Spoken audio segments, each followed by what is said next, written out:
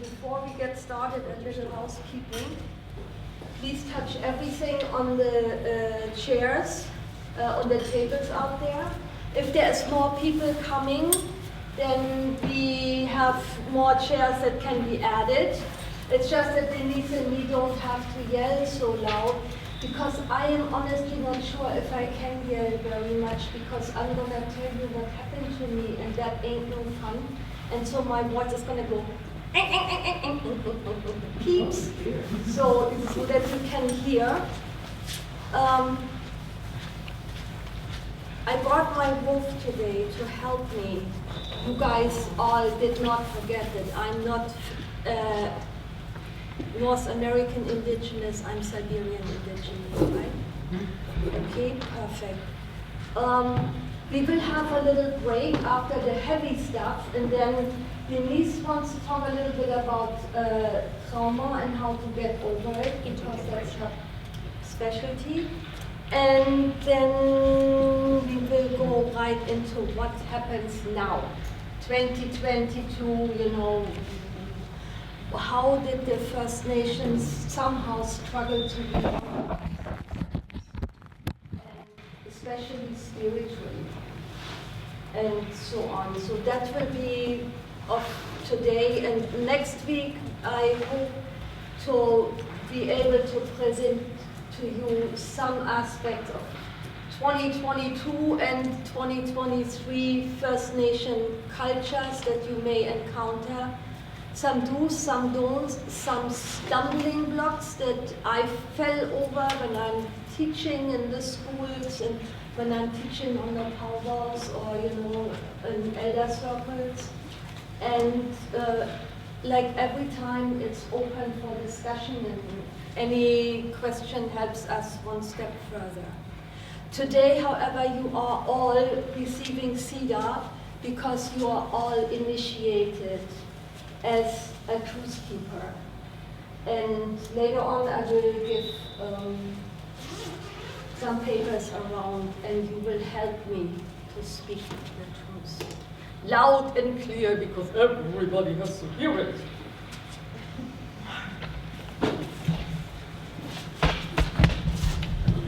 I asked Michelle and Denise if it was all right to begin with the acknowledgement that we use in our church every time we gather together. We want to acknowledge that for thousands of years, the Algonquin, Huron, Chippewa, and Iroquois peoples have walked gently on this land, where we now live, work, worship, and play. We seek a new relationship with the First Peoples here, one based in honor and respect, and we thank them for their hospitality. Centuries after the first treaties were signed, they remain relevant today in guiding our decisions and actions.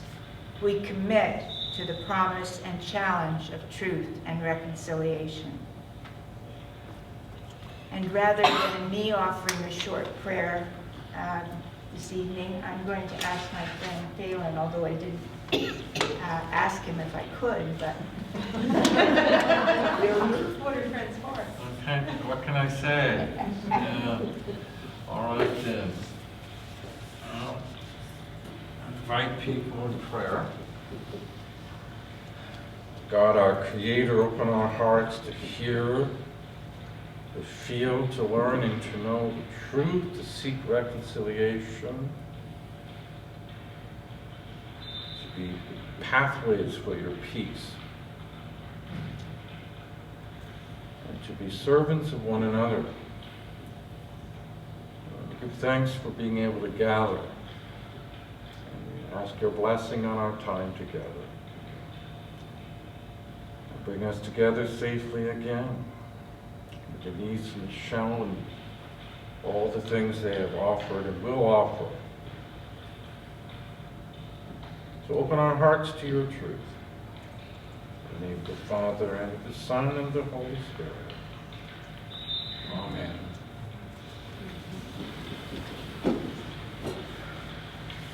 Denise will do this much, while I will do our land acknowledgement that we have been asked by the Truth and Reconciliation Commission. So, like always, I welcome each and every one of you to Treaty 61 territory here on Israel and beyond. And I send greetings to our brothers and sisters, the First Nations, here, Treaty 61, everywhere in Canada, everywhere on Turtle Island, and everywhere upon the broad back of Mother Earth. I send greetings out to all the inhabitants of Canada, of Turtle Island, and of the rest of the universe. You never know who lives on one of these beautiful, distinct planets that is a brother or a sister of the Earth's mother. And I want to give thanks to Mother Earth for still having us on her back and supporting us by providing us with food, sustenance, and a safe place. In turn, I hope that we at some point manage to keep our promise to cherish her and not mess up too much of the natural environment that is the home of all our brothers and sisters, the animals, birds, the flying ones, insects called shape changers because they change form and shape several times in their life sometimes. All the fish in the waters, may you be safe and may the water be clean. Every living being everywhere, I send out greetings tonight. However, the world being what it is, I want to send very special greetings to the families of Rebecca Comtois, Morgan Beatrice Harris, Mercedes Myron, and an unknown woman that for the First Nations right now is called Black Buffalo Woman. Newly discovered murdered women and their grieving families out in our backcountry. And I also want to send greetings to the family and loved ones of Colton Bushy, who today represents the male aspect of white violence against indigenous people. A young, up-and-coming person, graduated from high school, so much hope, shot down.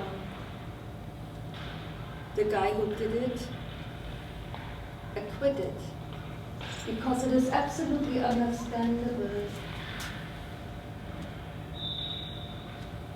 that when Native man comes up to you, you can get your gun out of the cover and shoot. May all these families find peace. May all the families of the children find peace. May we find not only peace, but also courage. Courage to speak up. Courage to speak out. And courage to walk a difficult road into the future.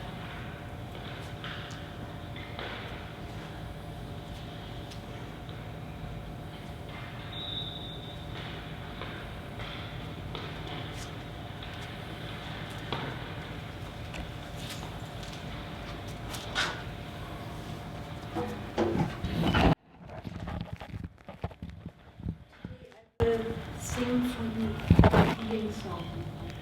A healing song of my people. Hallelujah.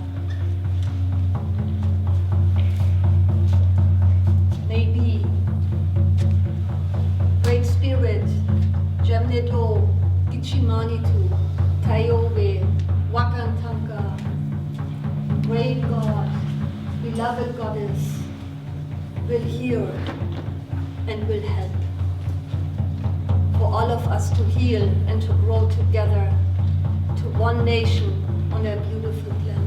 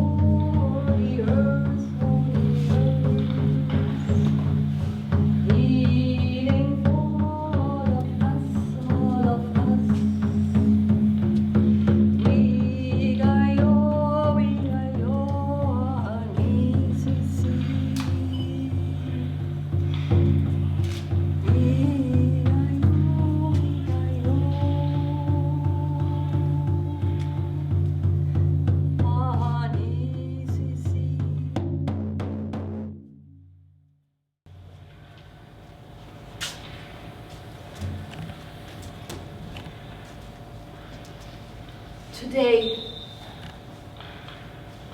I speak for the children. Today, I speak for the children who are now elders, who are survivors, who found in themselves deep within the courage to speak up and speak out about what happened in these residential schools.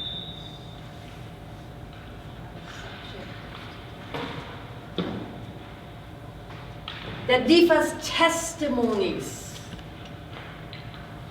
So we today here know and finally find out who, where, when.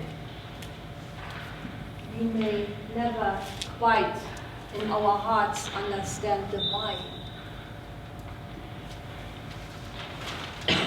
Today I speak out about the elders that were too traumatized to speak out themselves, who drowned their pain and sorrow and lostness in alcohol, in despair, in violence, and in suicide.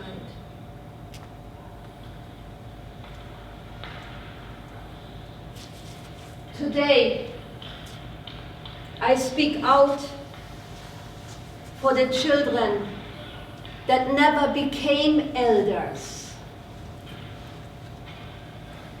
that succumbed in these places.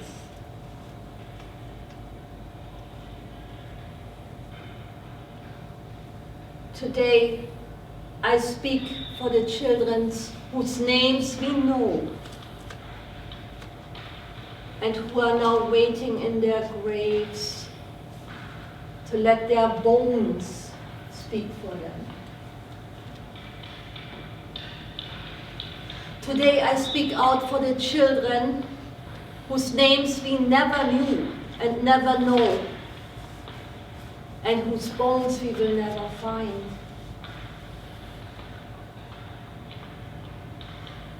Today I want to speak out for the children of the beginning of these horror times, way back.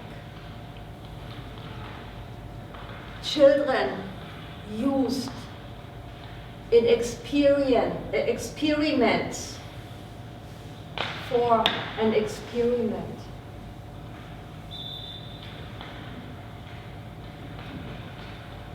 Today, I speak out for the children taken out of the arms of their fathers and mothers and brought into these places,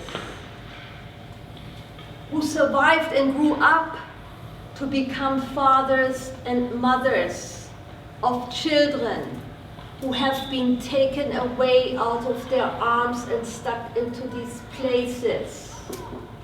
And these children who grew up, who survived, who became adults, who became fathers and mothers and had children who were yet again taken away and stuck into these places generation after generation.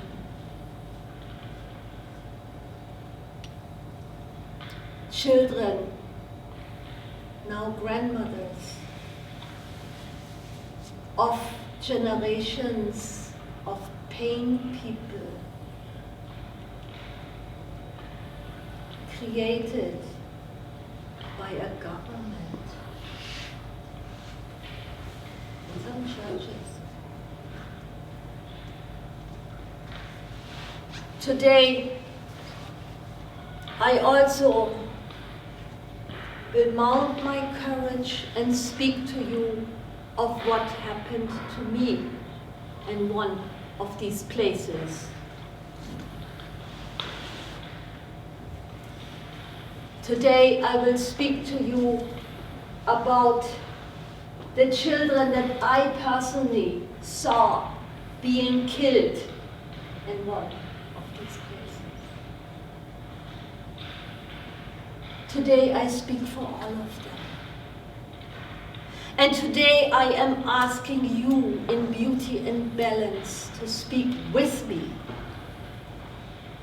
to speak up about the truth. A truth that I think none of you really knew. Not in the dimensions that have been broken open by opening that very first child's grave. It has broken open the hearts of the Canadian nation. And all of a sudden, everyone listens. And we can hear those cries. So, speaking the truth is the first thing that you can do for reconciliation to happen. Put it out there. That's what happens. I know, I'm sorry. I realize it's not only some damn bad schools. It is so much more. All the things we talked about the other days. Today, I give you a snippet of paper and you read it out loud with a voice that thunders from here to Huntsville and back, hopefully. When you speak out, you become a partner in reconciliation. Because there was enough silence, and we have to change the silence. That's our very first job. So who's with me tonight? Who wants to read? I have about 15 of these things.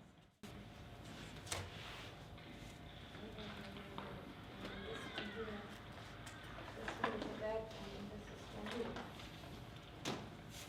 So,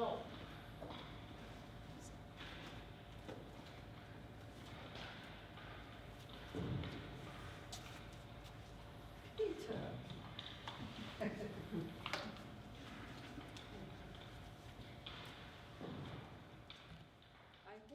Okay, now let's see what the heck happened, and then how can we go on from here? Things in native mythology always go sunwise, so we always go this way. Residential schools. The sad history of Canada's residential schools started with the doctrine of discovery. The papal bull issued in the 15th century ordering the European explorers and colonists to subjugate and subdue or vanquish any non-Christian peoples wherever they may be found, to confiscate their lands and any assets and properties, and consign any non-Christian to perpetual slavery. This doctrine provided the newly established country of Canada with the foundation of its laws and rights. So also came into effect the British North American Act of 1867, now known as the Constitution Act. Prior to that, the relationship between the federal government and the Indigenous people had been on a nation-to-nation basis, each tribe being seen and approached as an individual nation. The passing of the British North American Act forced the Indigenous peoples into becoming wards of the Crown without any rights to life, land, or property. And the federal government gave itself the authority to make laws about Indians and lands reserved for Indians, therefore marking the beginning of the dark era of enforced cultural suppression and forced assimilation. In 1879, the Davin Report recommended Indian residential schools based on the American model. Davin reported that the boarding school approach was the best answer because it took Indian child from the reserve and kept him in the constant circle of a Christian civilization, assured attendance, removed him from the retarding influence of his heathen parents.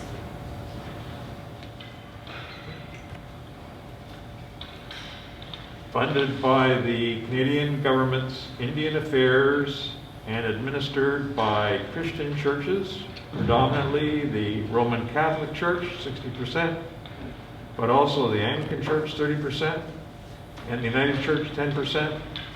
The policy was to remove children from the influence of the families, their families, and culture, and force them to assimilate into the dominant Canadian culture.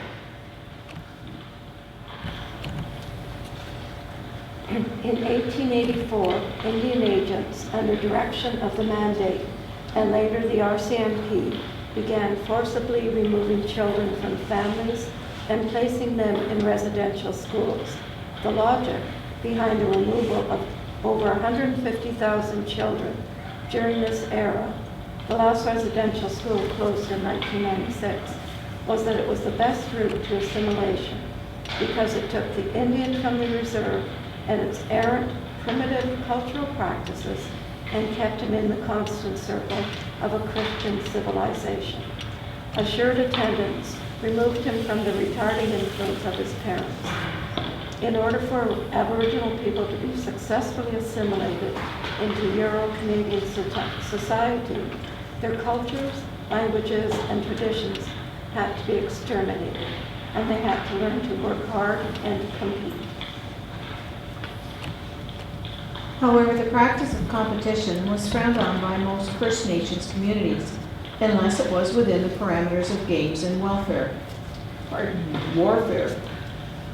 Since it was at that time generally assumed by non-First Nations people that the white race is superior to all other races, and therefore it is logical that the Indian didn't have the physical, mental, or moral get-up and intelligence to enable him to compete. As one Indian commissioner phrased it in a report to Ottawa, the only thing to do was to teach the Indian a trade. Taking their grant money, the priests quickly set up residential schools. As far as possible, from the bad influence of home, family, and friends. Indian children right across the country shared the common trauma of being dragged away from their homes and cast into strange places, where they were beaten if caught speaking their own languages. Since the residential schools were all denominational, Christian indoctrination was the main focus. Learning a trade came a poor second. Not surprisingly, children ran away from the residential schools in droves. So many escaped that the RCMP were used to chase them down and haul them back into classes. The problem of escaping children got to the point where the government passed a law stating that Indian parents had no authority over their children while the children were in residential school. The situation would have been enough of a nightmare for parents, grandparents, aunts, uncles, and children alike, even if it had not been coupled by the fact that non-Aboriginal children had built such Aboriginal people had built such substandard buildings into which to herd a captive generation of young Indians that as many as 50% of the children became sick and died. In 1914, Duncan Campbell Scott, former Deputy Superintendent General of Indian Affairs, confessed. The system was open to criticism. Insufficient care was exercised in the admission of children to the schools. The well-known predisposition of Indians to tuberculosis resulted in a very large percentage of deaths among the pupils. They were housed in buildings not designed for school purposes, and these buildings became infected and dangerous to the inmates. It is quite within the mark to say that 50% of the children who passed through these schools did not live to benefit from the education which they had received therein. Sadly, this report did nothing to change the situation.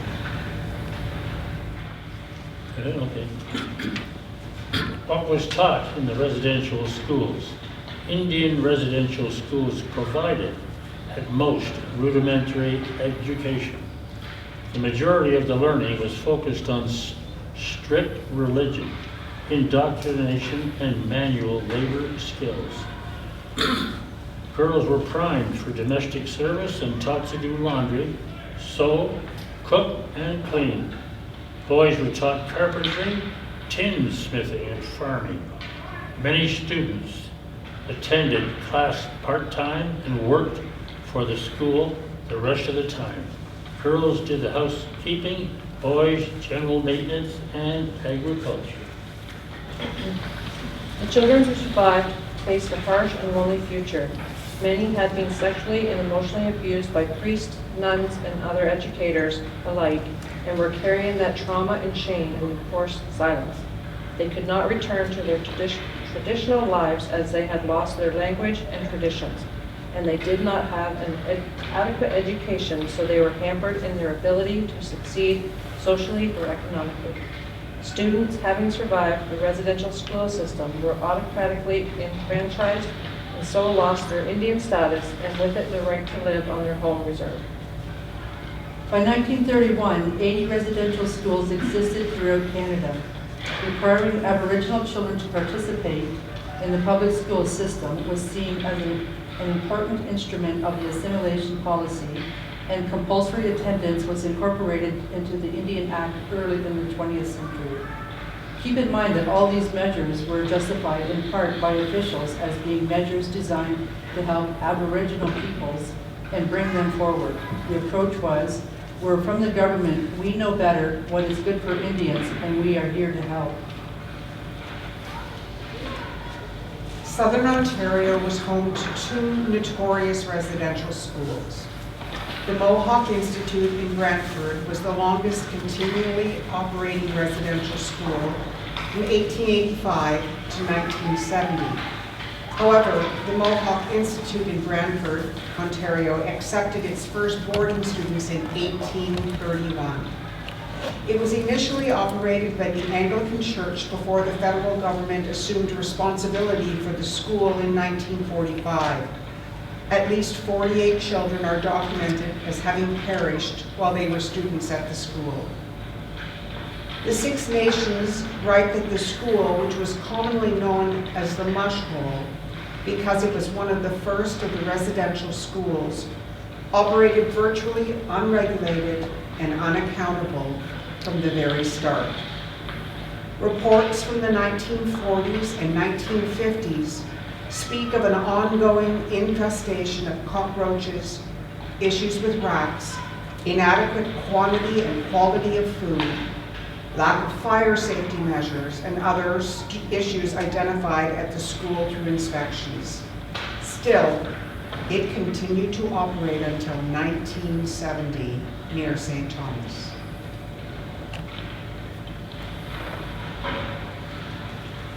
The other notorious institution in southern Ontario was the Mount Elgin School near St. Thomas, which ran from roughly 1850 to 1946 and was operated by the Methodist/United Church. Its current records indicate at least 5 deaths during its operation. Like the Mohawk Institute, the school was infested with cockroaches and in poor condition, being described by an Indian Affairs official in 1942 as one of the most dilapidated structures I have ever inspected. The school is also home to a principal whose harshness stood out even within the residential school system. Oliver Strapp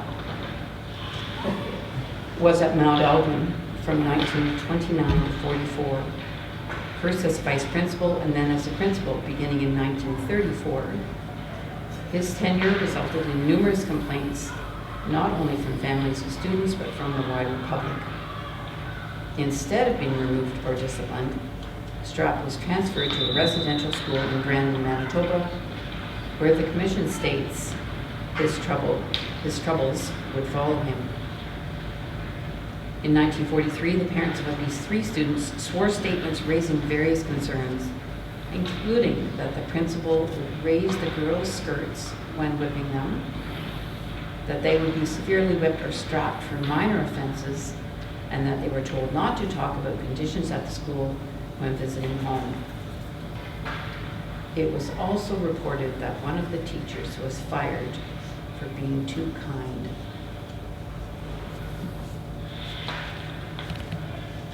In the grand scheme of things, Aboriginal peoples are not further ahead when you consider prior to all the help, they were self-determining, self-reliant, and self-governing. In 1951, the federal government began a 4-decade-long process of shutting down schools. The last residential school for Aboriginal children closed in 1996. Many of today's Aboriginal people and leaders are survivors of the residential school program. Although the last of the schools closed in '96, the effects of the residential school system is intergenerational. A lot of the social ills, for example, alcoholism, violence, verbal and sexual abuse, and suicide, found in the Indigenous communities, have their roots firmly placed in the dark halls of the residential school system. Those children who were born after the closure of the schools were born to parents who likely attended and survived these schools. Following generations of Aboriginal children are learning their values, behaviors, attitudes, and beliefs from parents who felt abandoned by their own parents and communities and abused by the church and state. The effects of the Indian residential school system are intergenerational, comprehensive, deep, and ongoing. New studies have also proven that trauma leaves epigenetic markers within the makeup of at least 3 following generations. The attempted assimilation process led to a deep mistrust towards the government in general, all churches, and the RCMP and other police units, and also implanted a deep distrust of schools, teachers, and administrators, physicians, and other government-sanctioned figures of authority.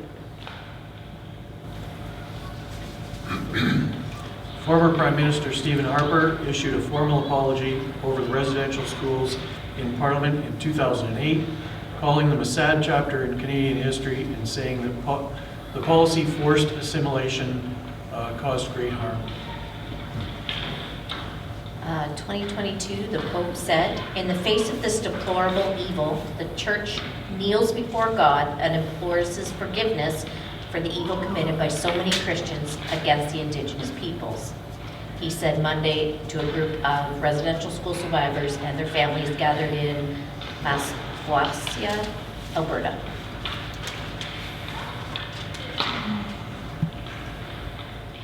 So the ball is in my park again. Over the years, I have counseled many Indigenous residential school survivors. We were supposed to have a survivor here, but it is so hard to speak about all these atrocities. I don't blame anybody for saying no. The survivors that we have now also had it a little bit easier than the first survivors in the first years of this horror. One of my clients gave permission to speak a little bit about it. And she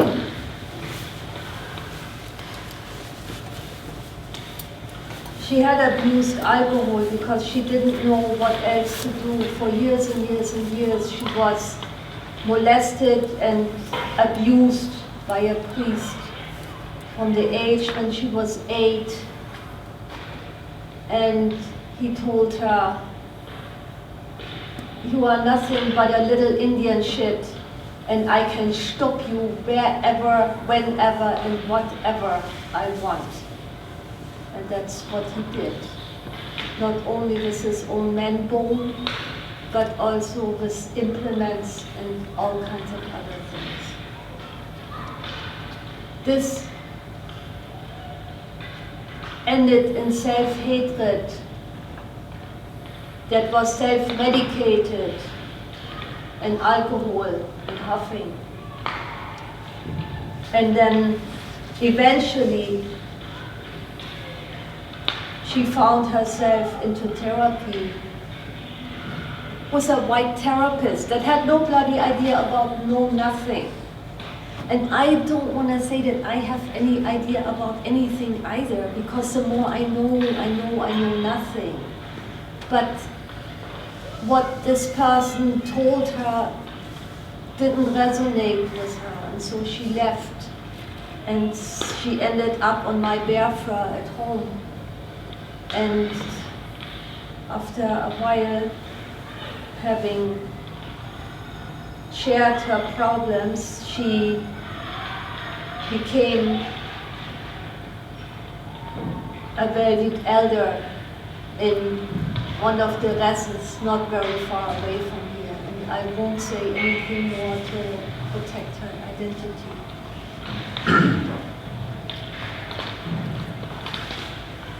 The thing is, we talk about residential schools in Canada. There were residential schools in the US, boarding schools. Some of them were better and some of them were a heck of a lot worse. Scientific experiments done on children. Medication experiments done on children.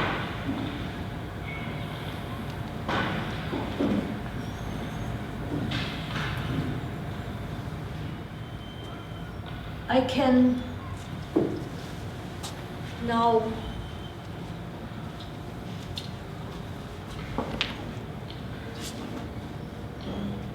go over here and in order to get some courage.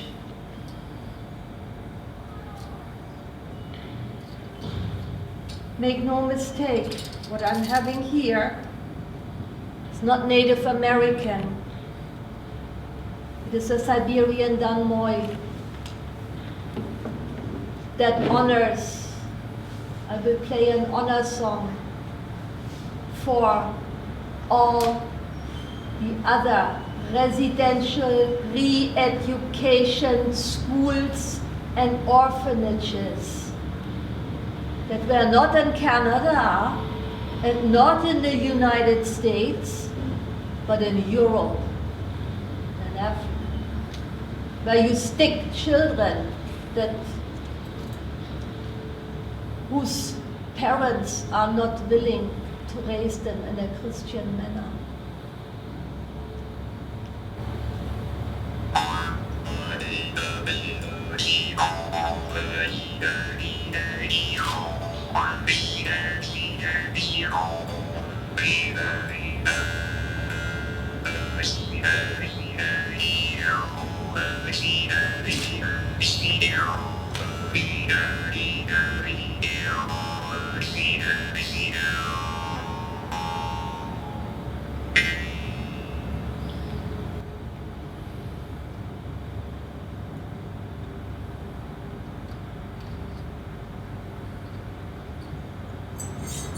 This is a Siberian Toli.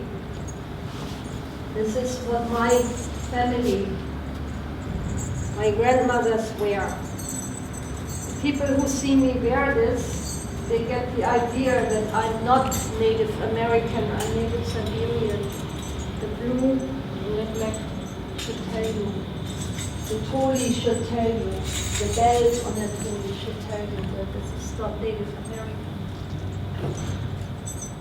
So I speak today because I was raised by my dad, who was born in 1900. And he was the youngest son, only son of 13. He had 12 sisters, all older than him. Grandmother was a shaman, medicine person. And my father grew up in the Siberian belief system with our songs and chants that were very similar but also very, very different. The belt that I wear here is a Lakota honor belt. This is a Siberian belt. We also wore leather and fur and feathers. And my father raised me in the belief system of his people.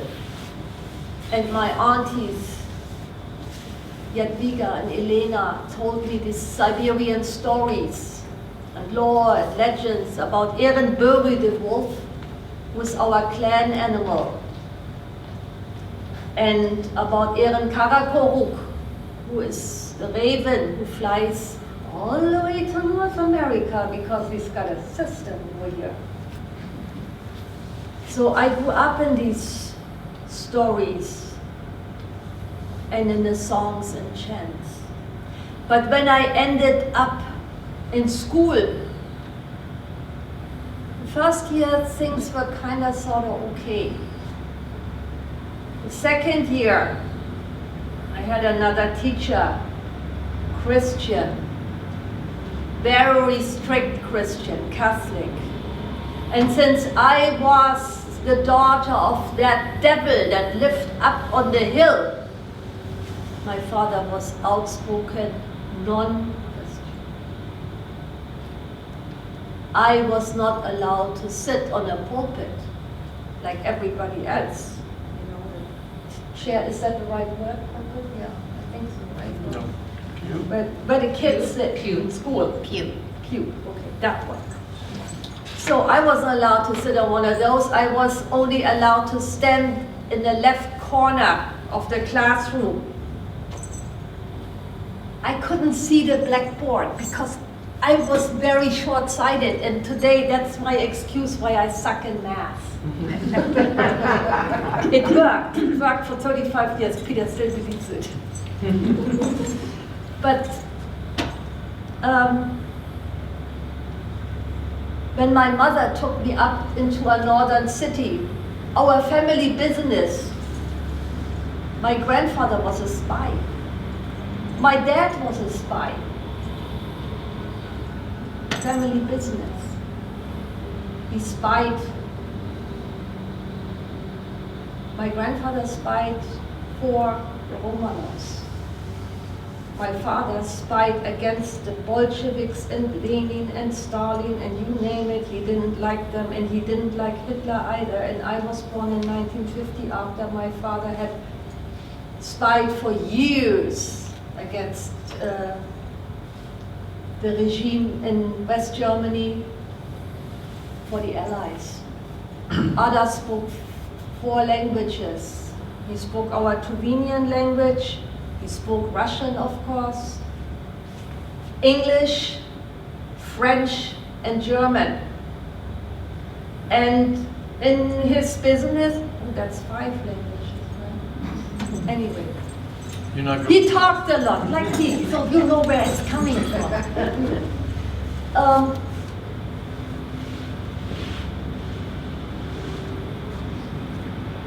He often got stationed here and there and anywhere and opened places where spies meet. So my mother took me to a town in northern Germany where my father was stationed right now and had business, and we were visiting him. And I remember, I was about 2, 3, and my mother went into a shopping center and she bought a little doll that was black, little black baby doll.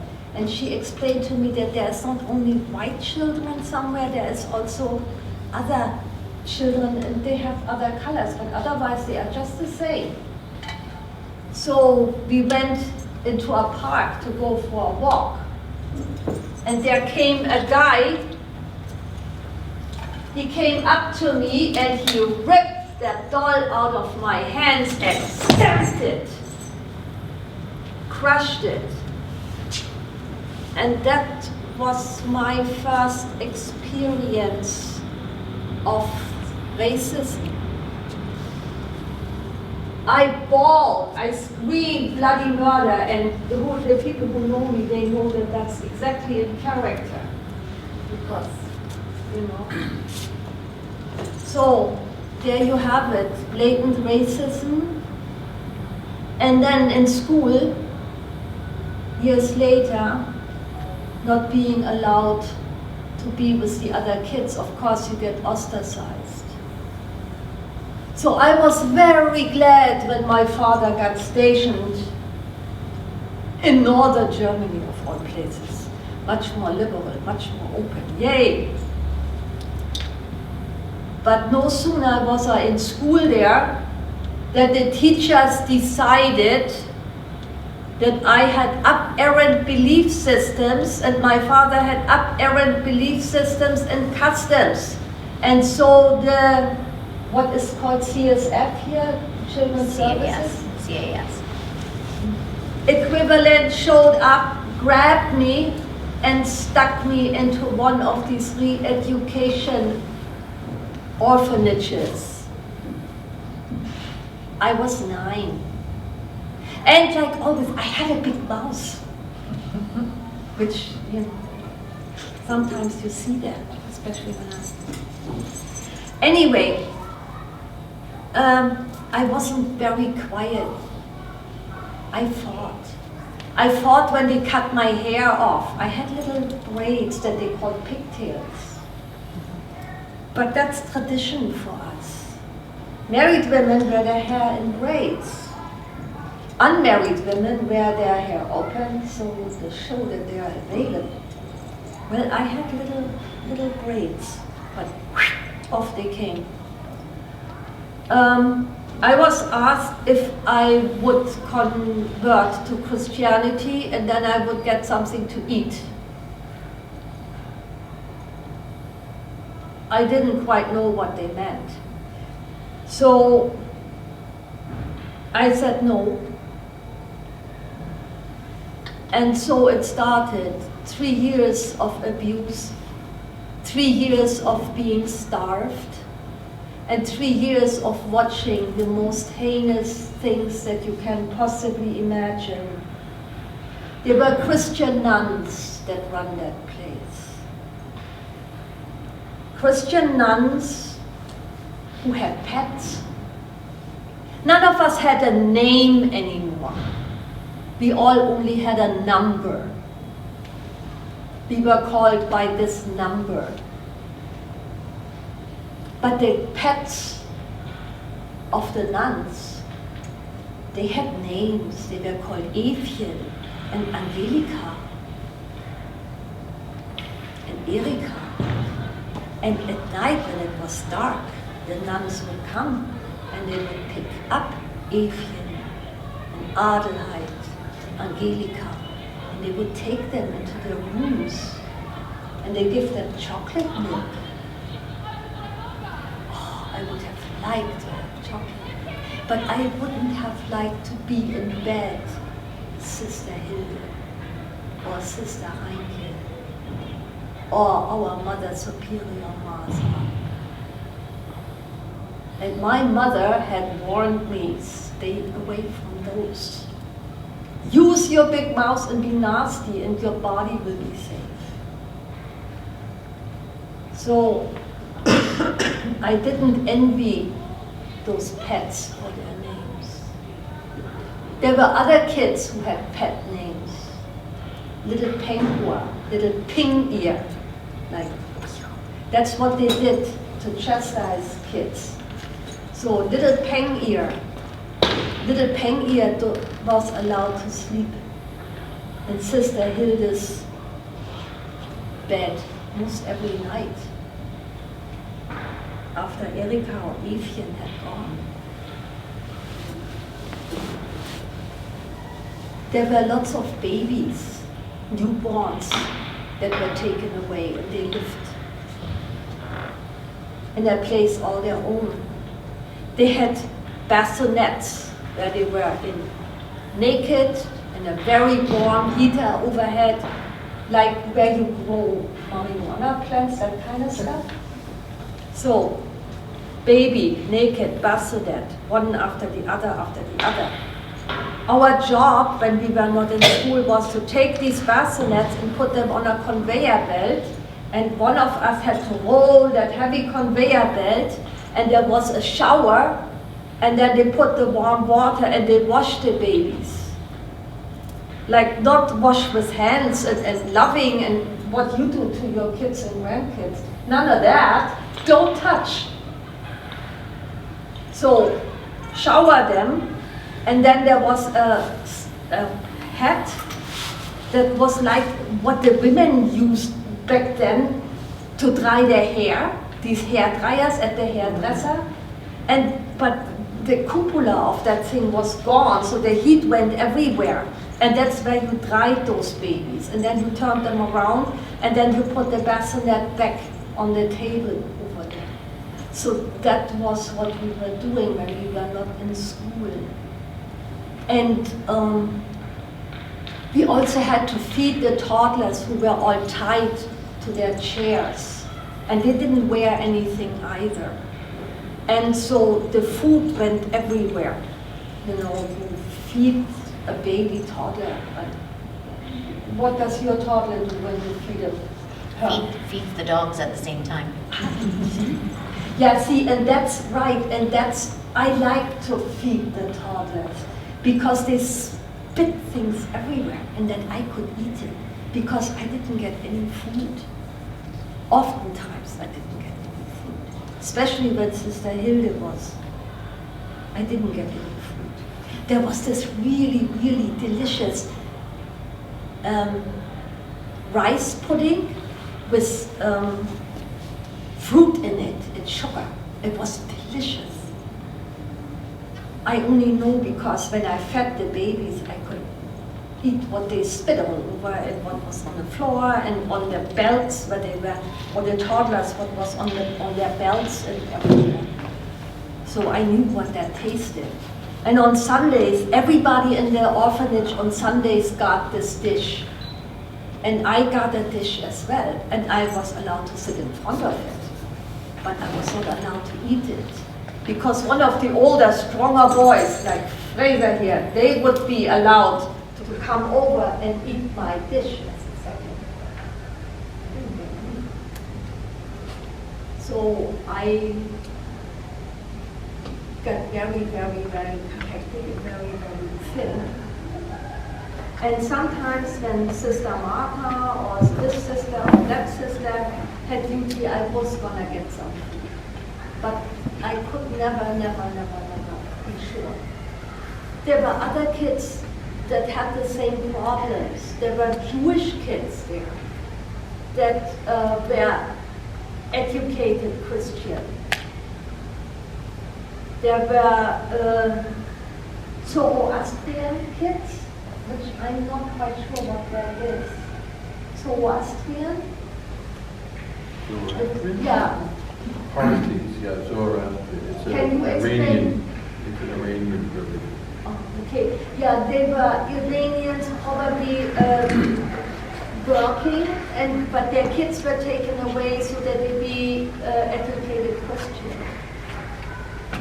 There were also kids from destroyed homes and dysfunctional homes. And they were usually treated a little bit better than the kids who were in the Christian re-education segment of this place, because they would listen to the nuns and they would pray to this baby Jesus and do all that kind of stuff. And they were more likely to become a pet, but they were also more likely called by their name. And there was one family group of 4 kids. 2 of them were white, Gudrun and her brother. I don't remember her brother's name. And they had a white father. I was a kid. So, but then they had 2 smaller sisters. Caroline was about 7. Her dad was Native American Cherokee, soldier stationed in Germany. And then what happened to him, I don't know.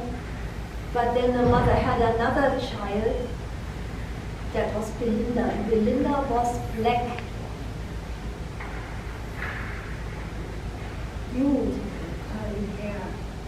But she was, her dad was African American. Her mom was in the business of spreading her angel's wings at night.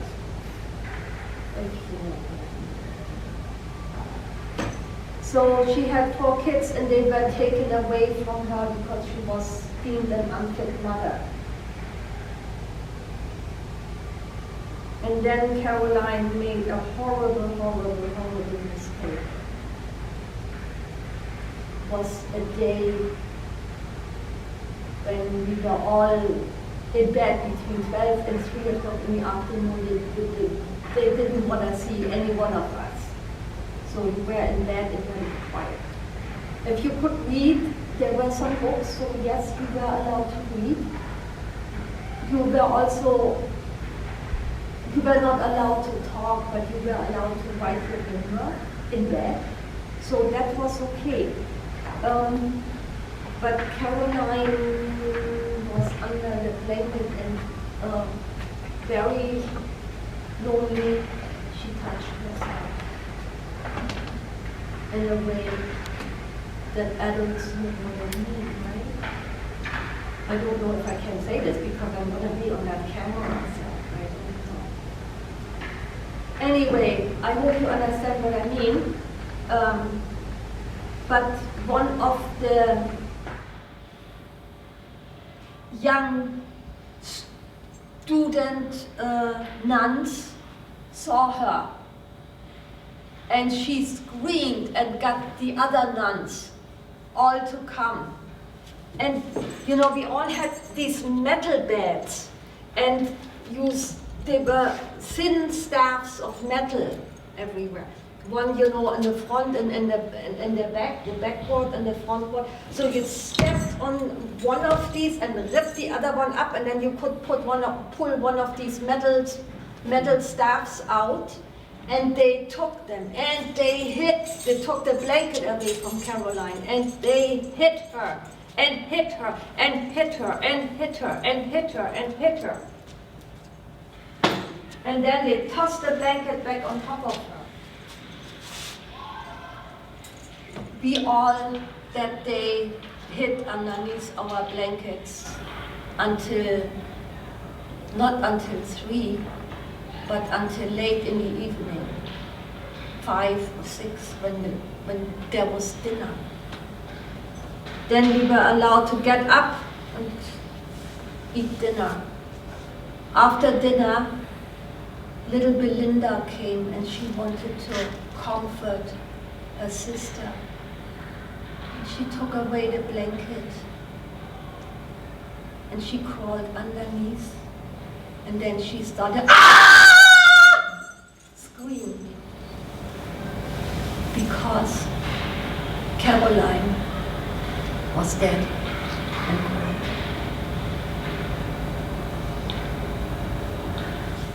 We all started to scream when Belinda pulled that blanket back and we saw all the blood and the gore.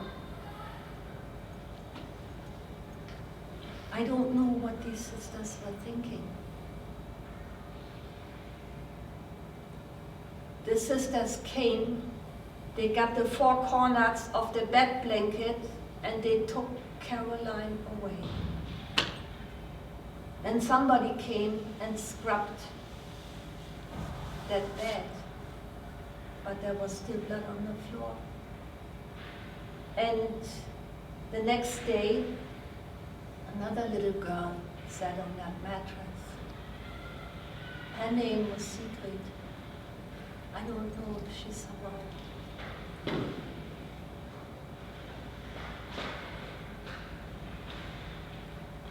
There was a little boy, a Jewish boy, Norbert Hamdorf.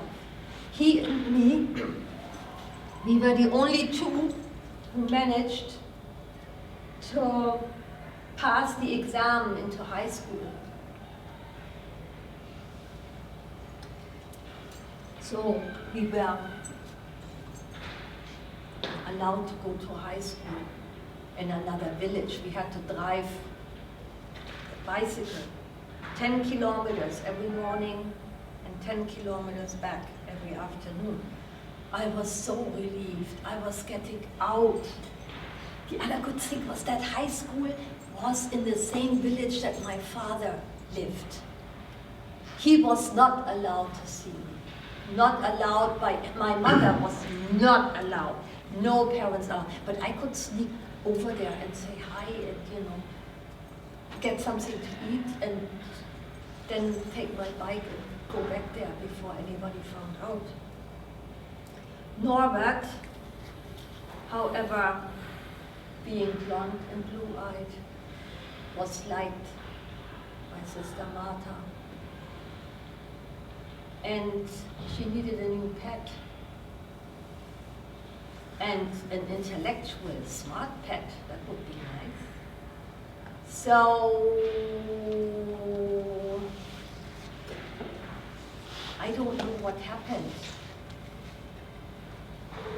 Frank told other boys that Norbert was called in Sister Martha's bedroom. The next day, I knew nothing. The next day we went to school. And at the end of school, Norbert was hanging from a tree. He had taken some string and cravats, that's, you know, what is it, ties? Cravat. Yeah. And he had hung himself. I wasn't allowed to go back to that school the next year. I was sent to another high school, which saved my life, actually. because I was asked again and again and again if I was going to submit to Christianity. But I had nothing left. I had no more name. I had no more clothes that I owned, that my mother had sent me. They were given to the pets. I wasn't allowed to wear that nice brown sweater that my mother had made for me for winter solstice, which is my birthday. No way. I couldn't forsake my spirits, the spirits I knew, the spirits that talked to me. So there was this day when we all had to go to that Catholic church and we had to eat communion or something. There was this wafer and then there was some booze there. Wine, right? Wine. Yeah, everybody was excited. They would get to drink, you know. Yeah. I stood in front of that priest and I said, I don't believe this. And I'm here not by my choice. I don't want to be here. I don't believe this. So I was dragged out of this church, back on the bus, back to the orphanage. And there these whipped me and whipped me and whipped me and whipped me for the umpteenth time. And then they proceeded to take me down to the showers, large room, 4 or 5 shower heads, washing basins, and rings on the floor, big metal rings like this size. And they, naked, they tied me down on my ankles and on my wrists underneath a dripping shower head. That's where I sat. And I could move this way and it would drip on here, or that way and it would drip on there. That's where they left me. Nobody came. Not during the day, not during the night, not during the next day, not during the next night.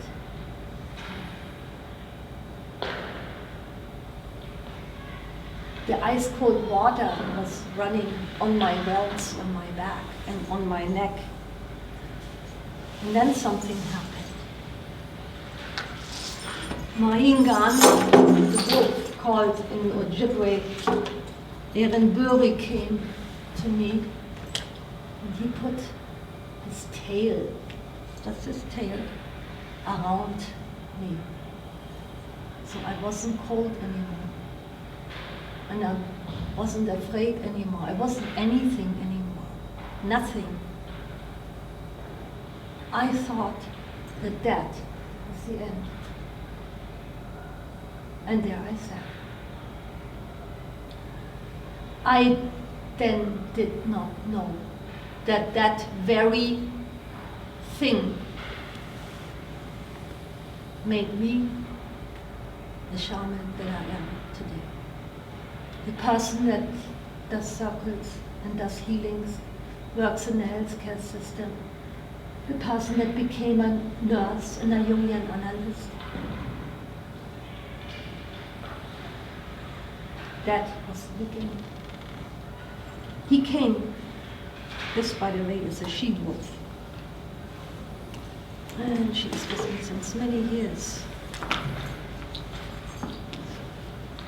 After 3 days, as far as I know, I was taken out of there and brought into a room, and there was a pretty young priest.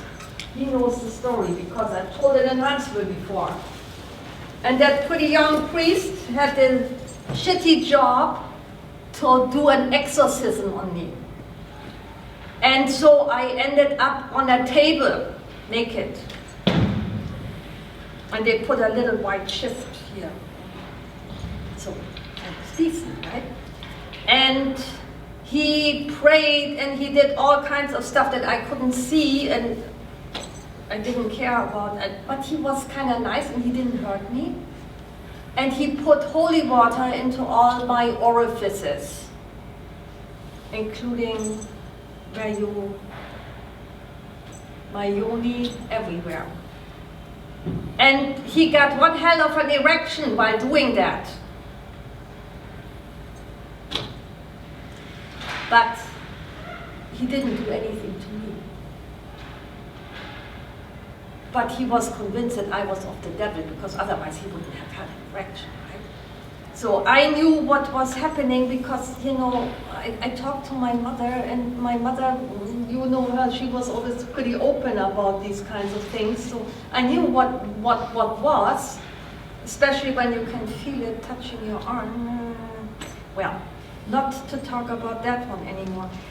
The next day I was sent back to school, and there I collapsed.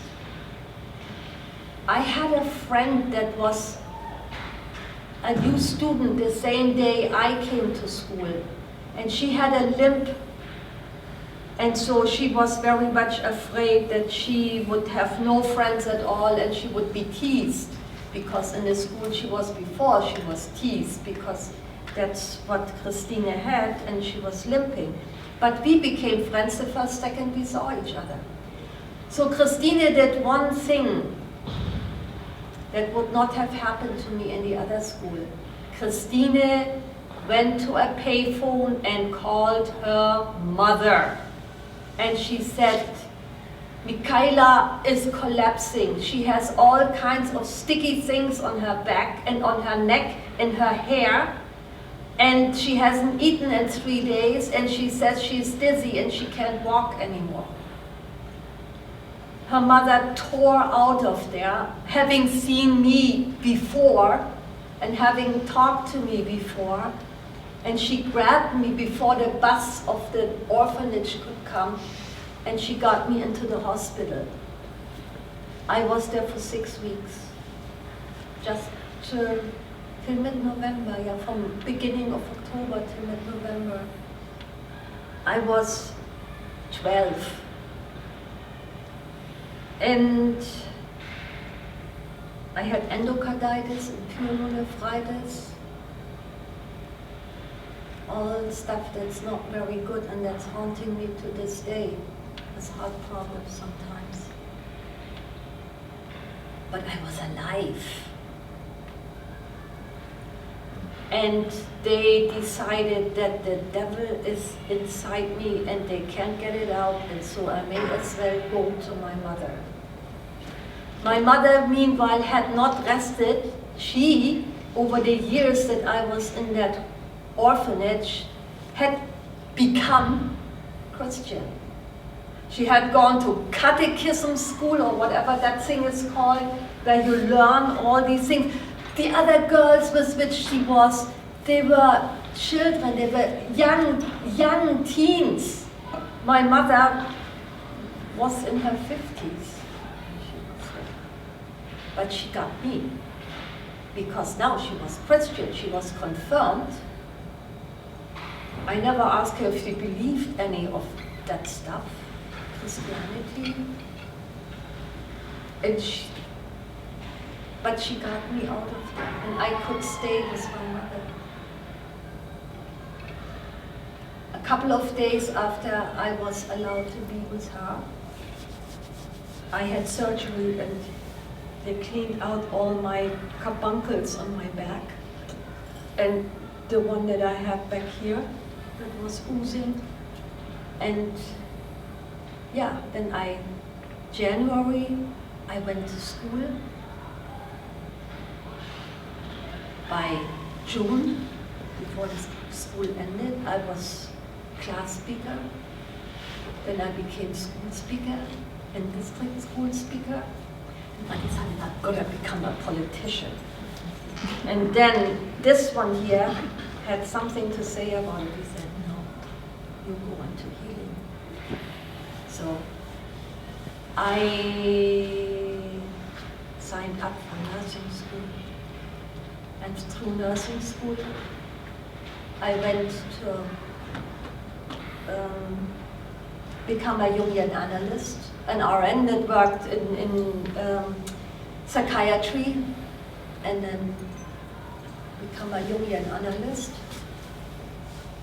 And on my sabbatical, we traveled. And shortly later, I met this guy here. It's a long story. When I came to Canada, I found a lot of people that believed the same things that we believe in Siberia. Mother Earth, Father Sky, all the animals, they have different names. And some of the animals are in different places of their medicine wheel. And so I started learning and learning and learning and learning about it, everything. I had native friends. And in Europe, I had also native friends that were learning to become doctors because they were running up against the McCarthy era in the States, you know. And so I learned about native culture here. And then one day I was invited into a Montessori school, and they had dances. And said, oh yeah, this is how the native people dance. And it was all wrong. I mean, it was like you would do on a cabaret, and songs. And this is how they taught what the native people do. And then I said, no. Native dances is a form of meditation, a moving meditation, a moving prayer. What? Yes. And I started teaching. And then I became a member of the Ontario School Board. And I taught in schools. I taught your daughter, right? In Bracebridge. And now I'm here. And I think now we need a break, right? Yeah. That's the story. I have talked to many survivors. There is a very long poem that I put out there. That's a poem that was written and then spoken out loud on the Day of Truth and Reconciliation this year in Ottawa, in front of Justin and of our Grand Chief of the Assembly of First Nation, Mrs. Archibald. So it's another testimony. If you want to have a testimony, make sure you take your phones and take a picture of the internet address, URL, is that right? And look at it on the internet, because there you can find on YouTube how the creator of this poem speaks those words, and there's nothing better than that. And I talked enough right now. Cheyenne, have a coffee if we have any. You drink a tea. After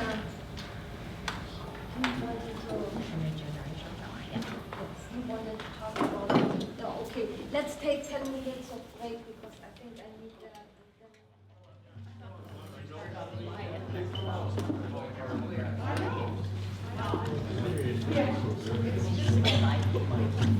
So they spit you out to fetch you? No, I just did it on my own accord. Because I believe. Oh, it's for you. Thank you. Gotta get home early.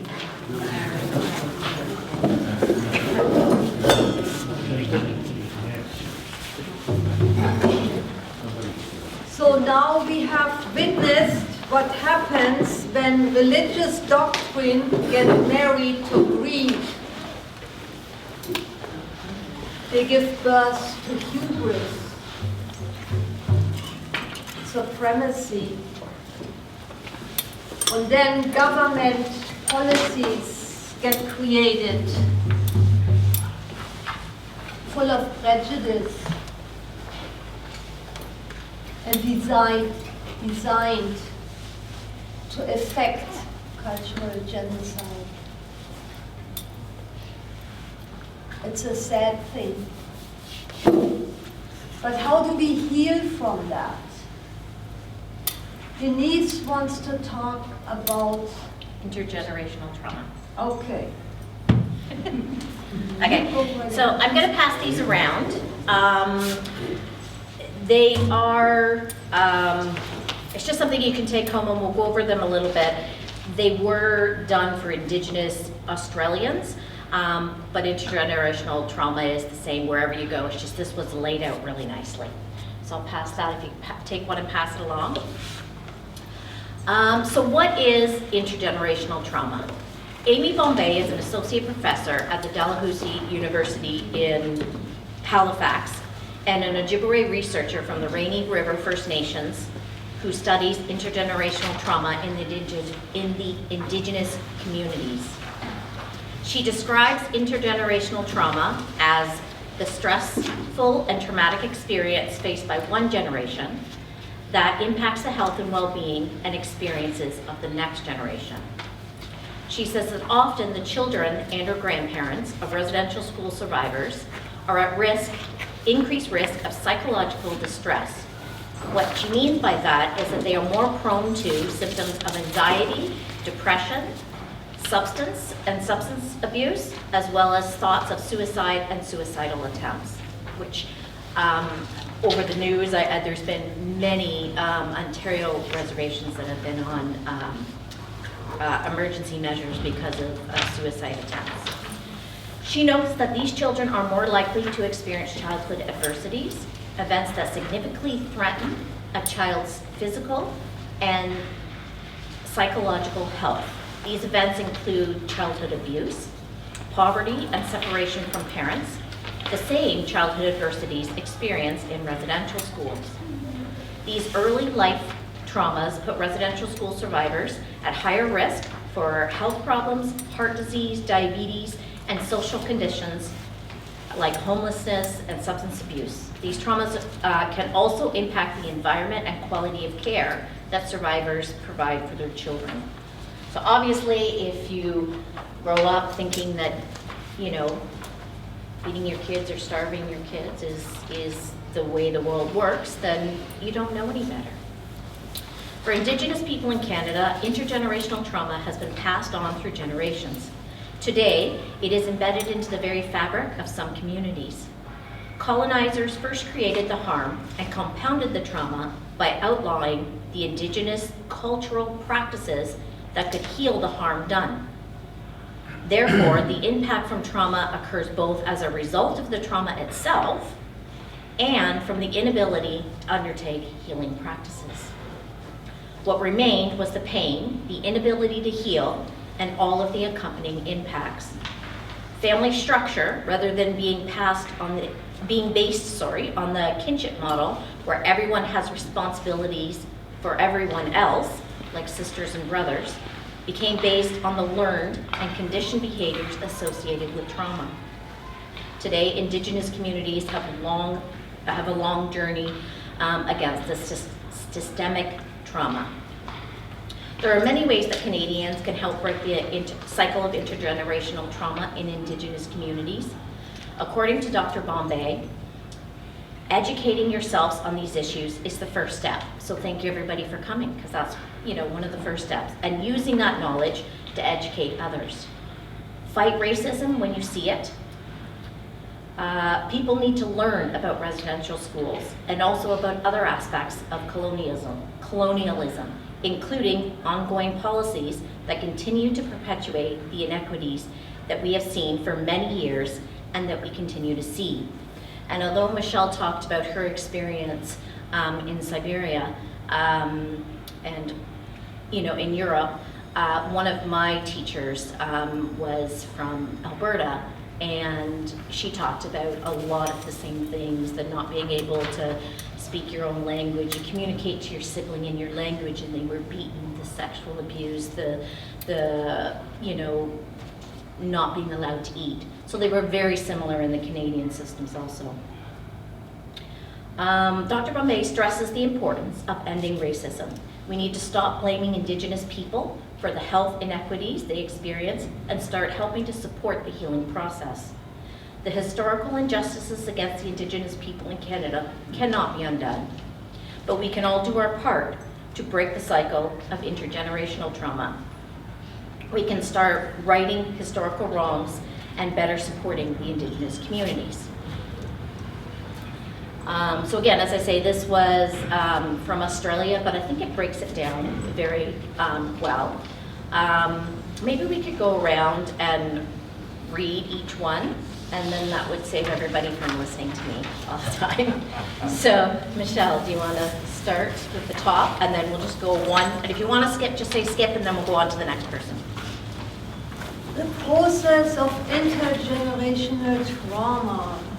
Intergenerational trauma is the transmission of trauma experienced by an individual and passed on to the following generation, often in the context of cultural discrimination. Hoffman and Jones, 2017.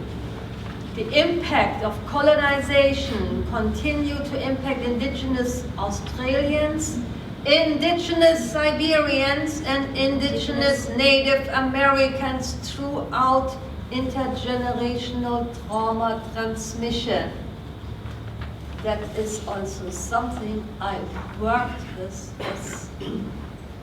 in the field of psychiatry and in the field of shamanism. Traumatic experience. Exposure to a traumatic event, for example, being forcibly removed from family, stolen generation. 2, negative impacts. Trauma symptoms including PTSD, increased cortisol, anxiety, depression, fear, mental health conditions, feeling of loss, control, lack safety, fear of discrimination, and mistrust of authority. Initial transmission. Trauma passed down to children through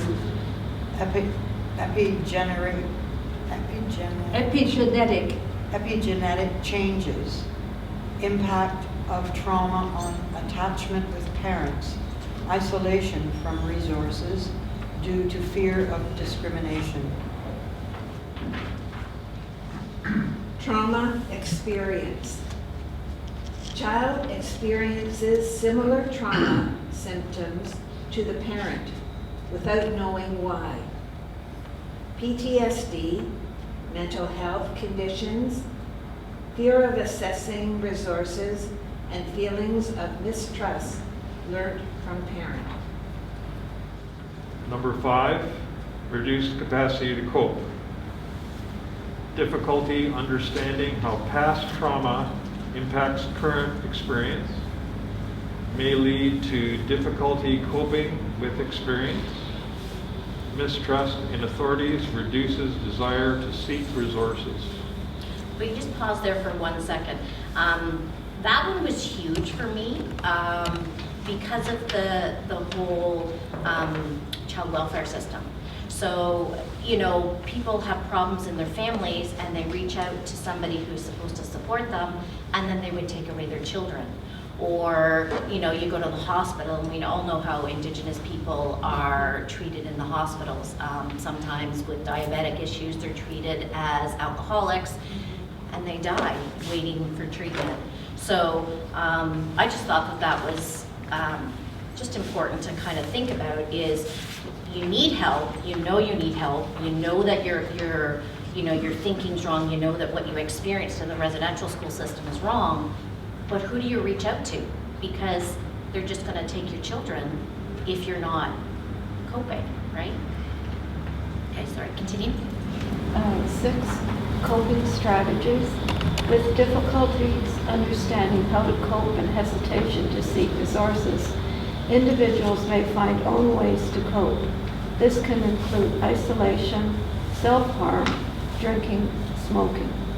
It is important to note that this is not always the case. Sorry, pause again for 1 second.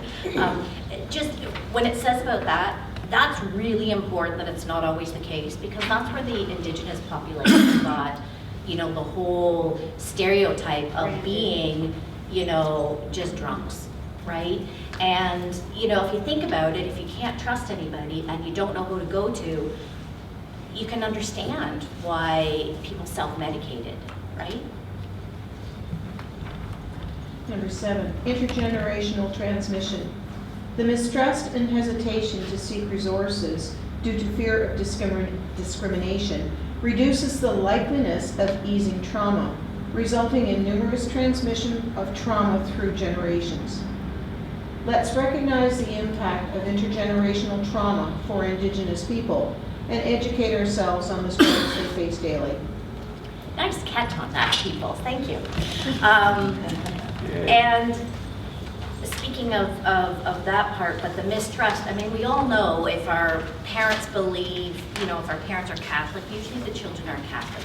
Indigenous people, follow the beliefs of their parents. So if the parents don't trust the systems, if they teach that to their kids, and then, that also repeats the cycle of abuse.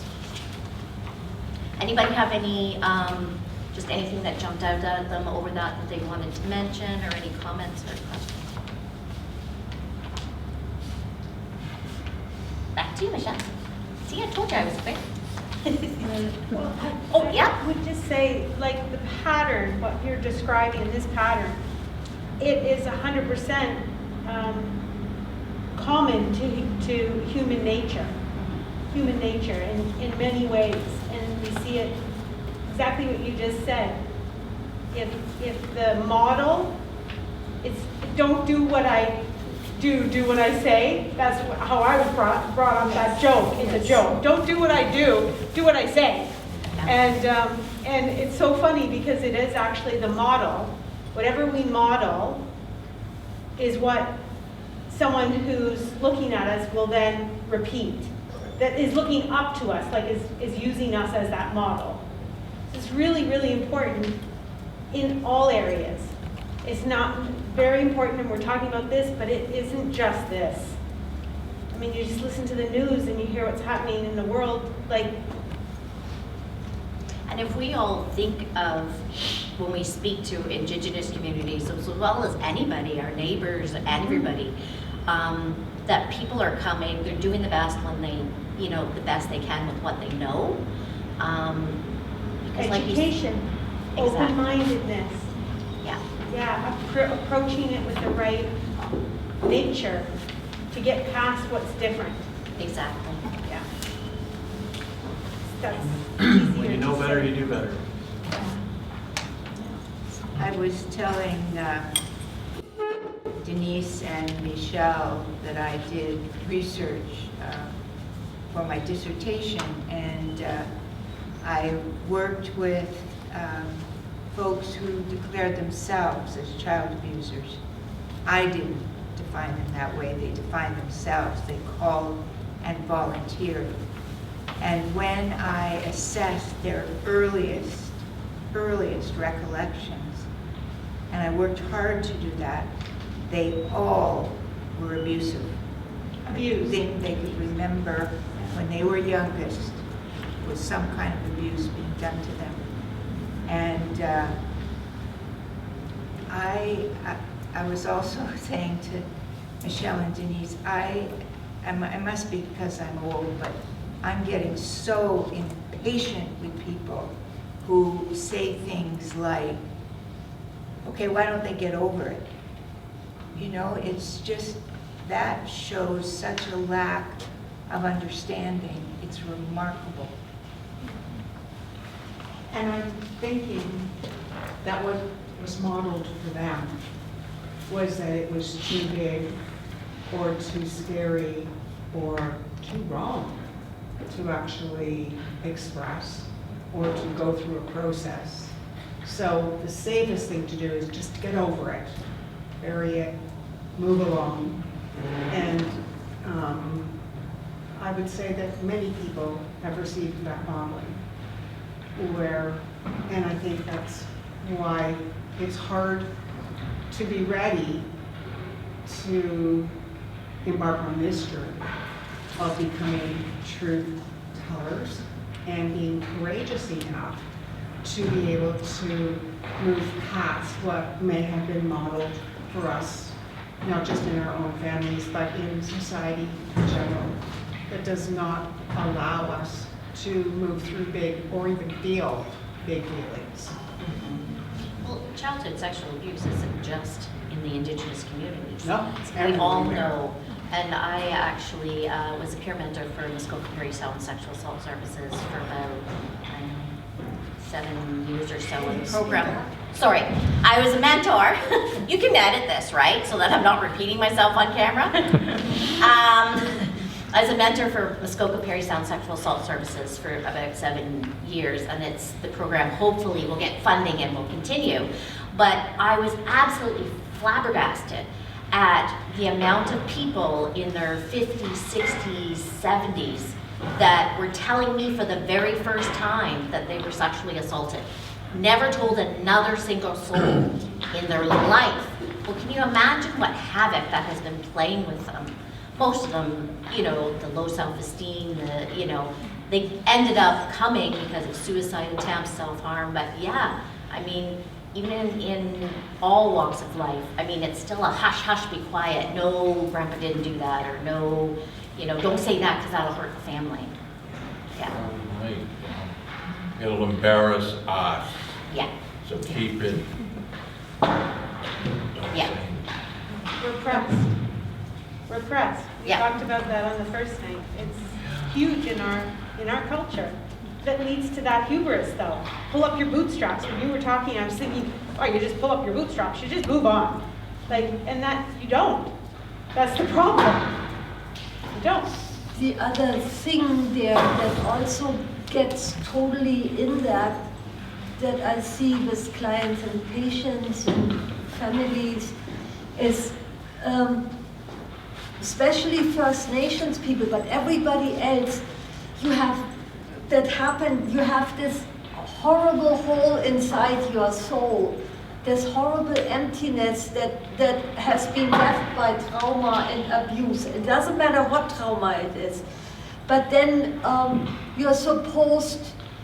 what are you supposed to do in this culture? You are supposed to fill the hole inside yourself with consumerism. Buy stuff. Buy stuff and you'll be happy. Go and get yourself a new iPad or anything. And these things, they don't work because that's not what is needed. Christianity in these cases doesn't work either because Christianity betrayed them, the First Nations. I mean, that was, it's a religion of do as I say and not as I do. So the native belief system was prohibited until very recently. So where were they supposed to go? And that is something that I was gonna talk about when we are done with this year, what we are discussing right now, what we actually did to help to reorganize. But the emptiness inside our culture tries to fill with stuff. Stuff isn't working, booze isn't working, drugs aren't working. The only thing that fills that is the healing that you guys have been courageously to come here, listen and start. Everybody should go through this in order to understand and then help and heal. So, what horrifies me here is, besides the story of Carolyn, if you're an Indigenous child, you're taken out of your culture, you're sent to a school. Okay, you're not really part of your culture anymore. You're not accepted in the so-called white culture, so you have nowhere. You're nowhere. You're not welcome. You don't belong anywhere. So where do you go? You have no identity, and that's why I can see that priest saying to that girl, "You don't matter.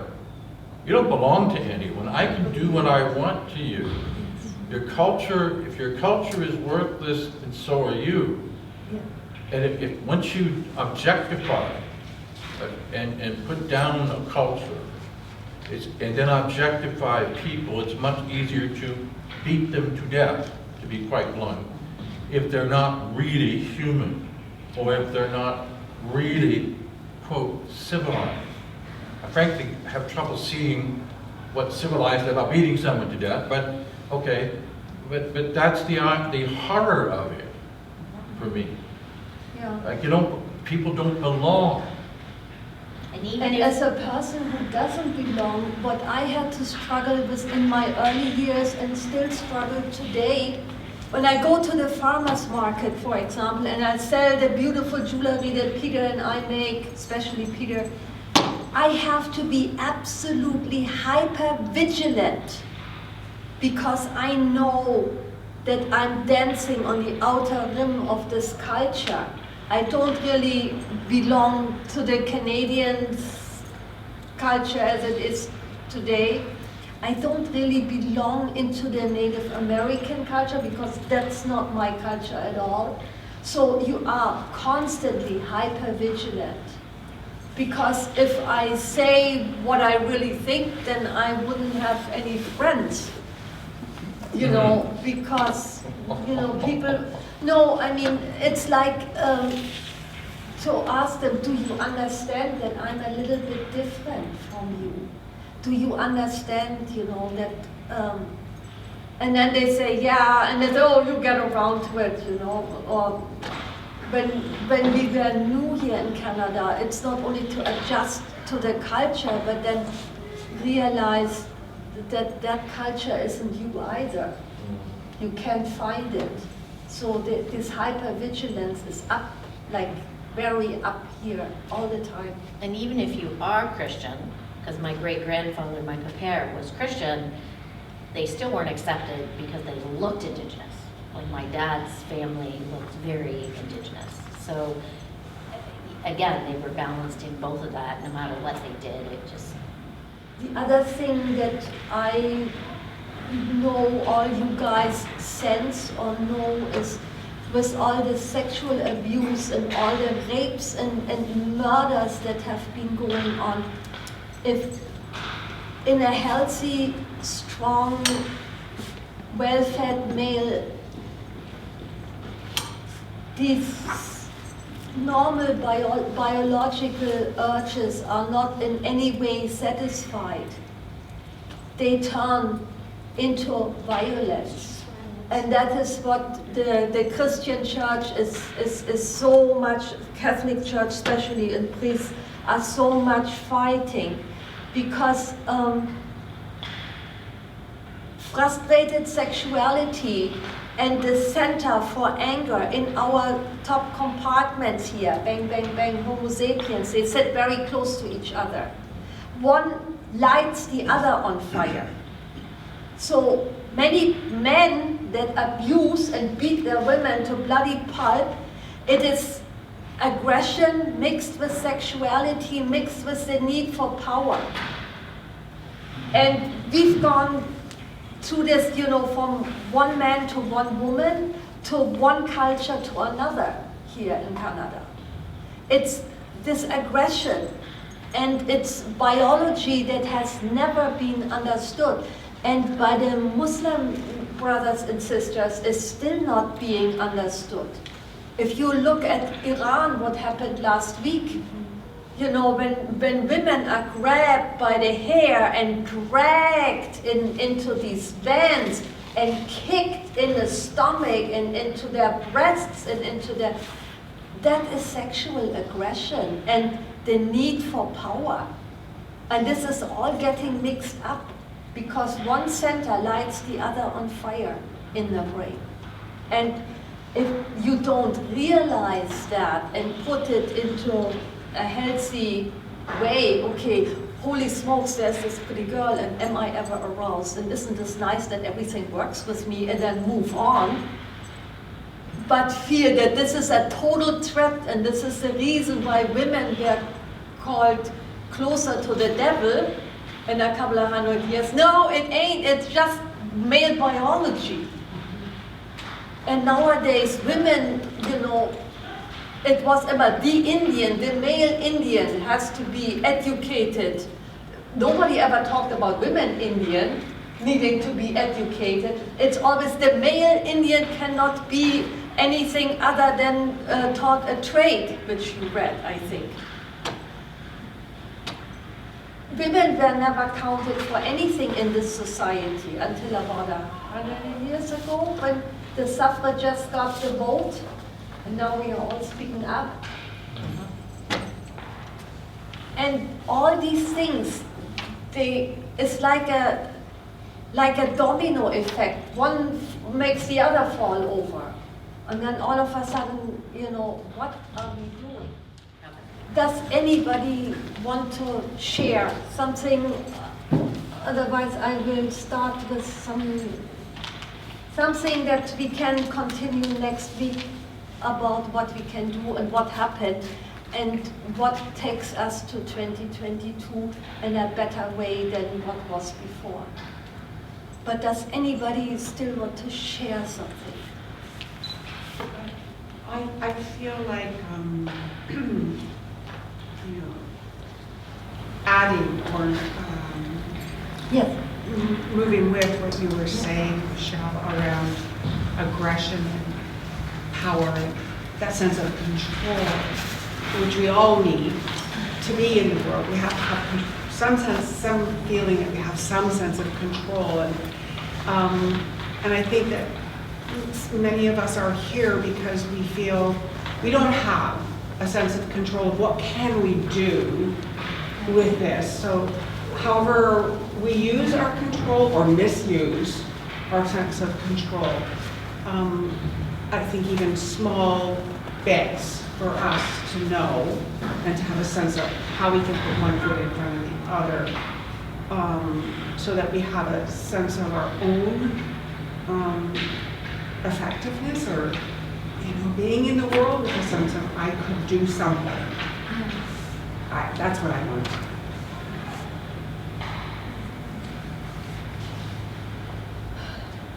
Anybody?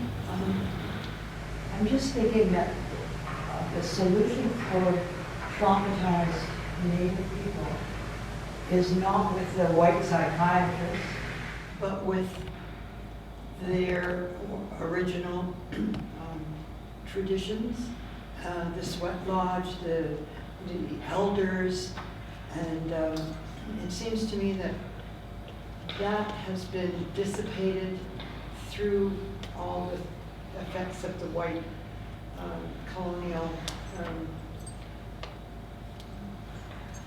and perhaps the only way to allow healing within the Native culture is to, this is good, and it's teaching white people the issues, but perhaps more emphasis, money, support could go to those elders and the people that controlled.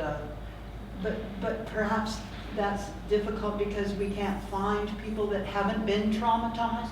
Find natives that have not been traumatized. There are healing lodges, though. Yes. There are lots of healing lodges. I can name like 4 or 5 off the top of my head. I don't know if there's enough, but it's a start, right? And the elders that teach of them, as I say, one of the elders that I met who had been through residential school, she had been there. A lot of them have gone out and educated themselves on trauma and whatnot to help, but they use the natural practices to heal. Is there a university that has embraced that kind of knowledge to set? There is some in Peterborough, but you have to remember that a lot of this was absolutely, totally destroyed. When I asked her, what is the Medivan original Ojibwe belief system and ritual practices, she doesn't know. Her elders don't know. When I went to Peterborough 20 years ago or something like that, and I started teaching about Medivan, and the Medieval healing song, the song scrolls, there were elders standing up in their back and say, where did you find this? And I said, that was a book that we had found, cost several $100, which Peter had, luckily, and he got it, whatever. And some of it is in Russian, because the Russian fur traders, their wives came with them and they wrote everything down. And then it got translated into German. And the two of us can read that. So I started to say, okay, this is what you did before 90% of your tribal members got killed by smallpox in the 16th and 17th century. That's what was here before. So the ancient way of the shaking tent shaman, that was before. The medieval medicine lodges, that was before. There is just this much knowledge left that is in books written by white people. And translated from Russian into German, and now everybody came and copied the thing. Everybody came and copied the whole book. And they said, where were you when I was young? Why did you not teach me that 20 years ago? Those are the elders are my age. I'm hitting 70. And a lot of the traditions were oral traditions, and there has been some quarreling among Indigenous people on whether they should be allowed to be written down. Some people still believe they should remain oral traditions, but the problem with that is then it's harder to get it out to people. Like, we don't live the way we used to, where it was communal and we all got together all the time and stuff like that. Like, raising my kids in Muskoka was harder for me to give them cultural experiences than if I had moved to Barrie, because there was a Native friendship right in Barrie.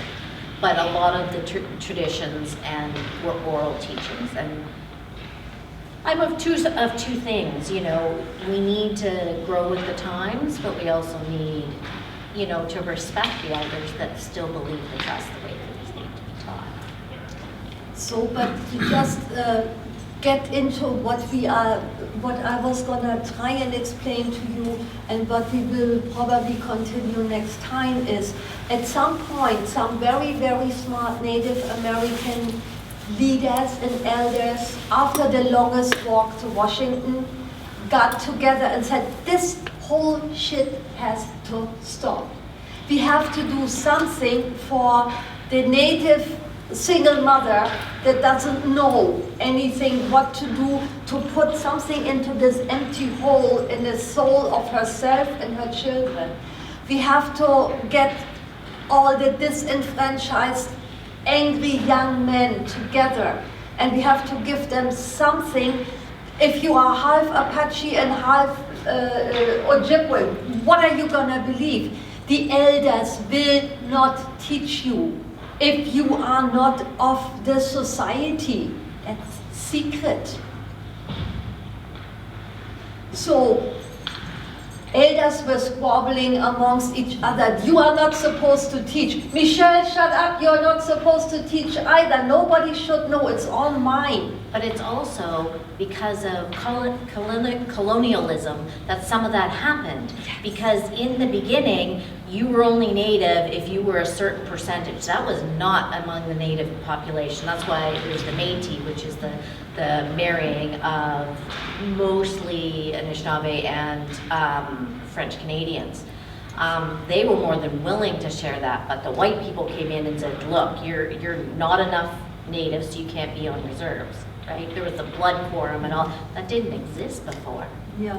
So in, what was it? I suck at numbers. So I have to,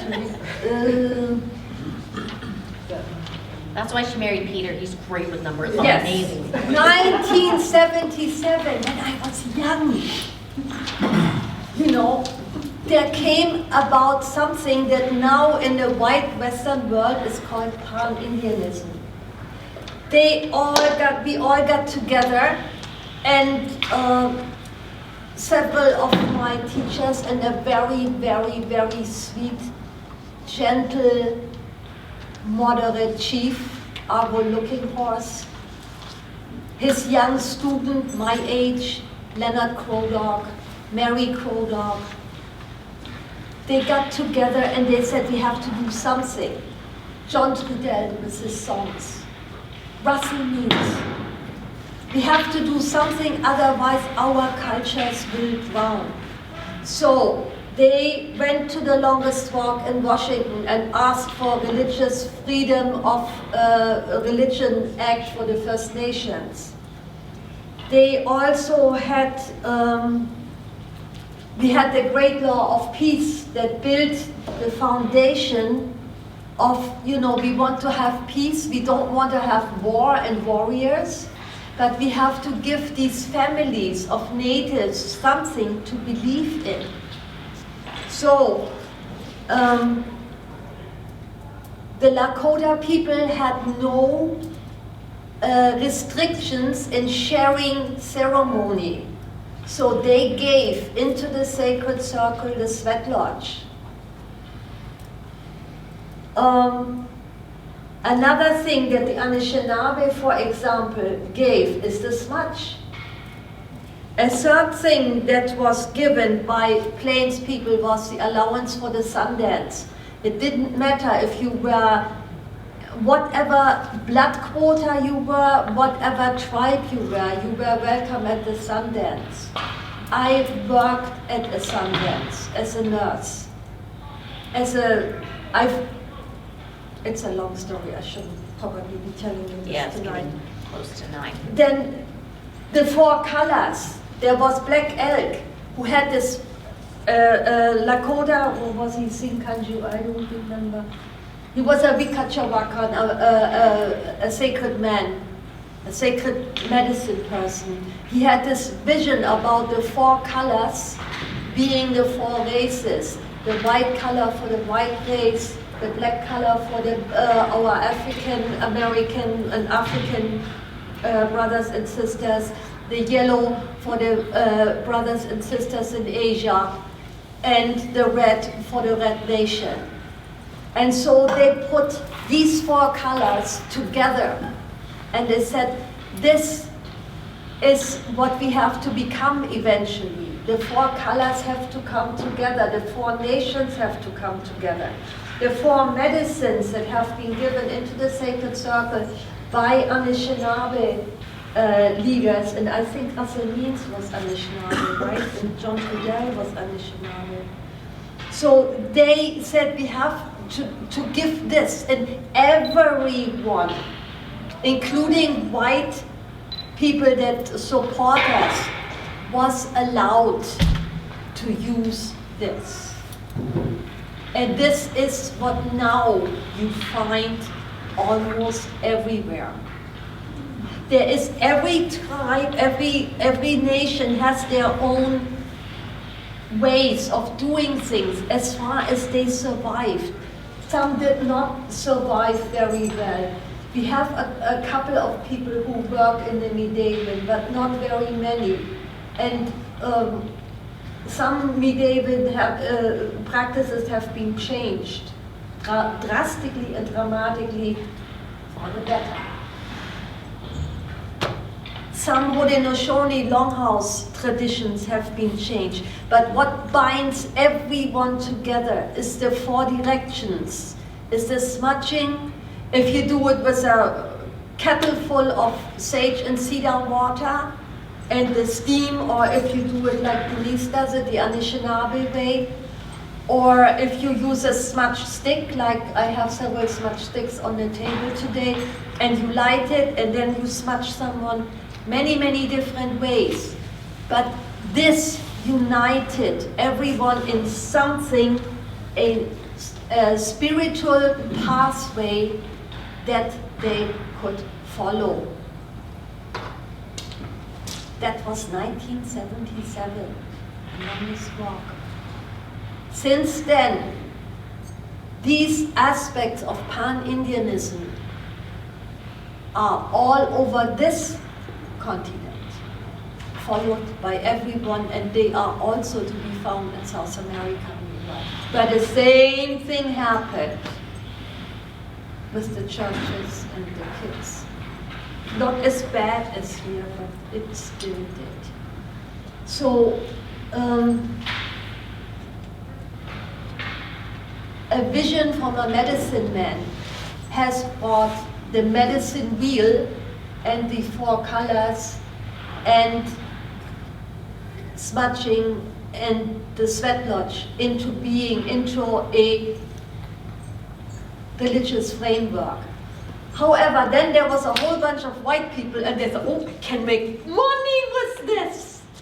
I'm gonna go and I'm the big purple puma from Bracebridge and I'm gonna teach you, and it cost you $100 a pop to come to my sweat lodge. And then I initiate to be my second puba, third puba, fourth, and then I'm going to make, an empire of, whatever you want to call it. And so then the native people decided, oh my God, now we have this given to us in a sacred way, in a sacred manner, and now these self-aggrandizing Belagani white idiots are coming and taking it away. I know one of them, he lives in England. This week he makes a big ceremony like a medicine person in Mongolia would do. Next week he pulls out a pipe that he built himself and he gives pipe ceremonies for $400 a pop. The week after he says, oh well, and I'm a Celtic survivor and I play Celtic music with his collection of Celtic music instruments. He's everywhere on Facebook, and if you're on Facebook you probably met him. He is talking a mile a minute, twice as fast as me, and I should sit down, but that is called cultural misappropriation. And so the First Nations, especially the Lakota Nation, pulled everything back and said, wait a minute, that's not what we want. And so we are here now tiptoeing. Some of the elders, like Ed McGar, my shaman or medicine teacher for many, many years, he would teach anybody anything. He would be open, but he gets ostracized. And guess who else gets ostracized on the internet? Scruffy little myself, because you know what I'm doing? I'm teaching you. It's a secret. You are not supposed to do anything. Mahingan the wolf is called Ehrenburi in Siberia. You shouldn't know this. This is secret. Or it is not secret and somebody that is on the internet all the time is making money with this information. But we nowadays are dancing on a very thin line between cultural misappropriation and the urge to help. Are we allowed to wear native jewelry? In the Southwest, there's lots of people, they want to sell their beautiful turquoise jewelry. They want to sell their native pottery for thousands of dollars that they are worth it. But if you fill your house with it and you wear your jewelry, it's called cultural misappropriation. And you can get thrown eggs and paint after you in the States if you do it. But then you turn around the corner and there sits the next First Nation person and wants to sell you jewelry in order to feed your kids. So what are you going to do? This is 2022 for you. And this is the mess we have to navigate. Peter asked me today how we could do this. And I have to honestly tell you, I don't know. The native people, First Nations, Indigenous, have to tell us what we can do and what we cannot do. And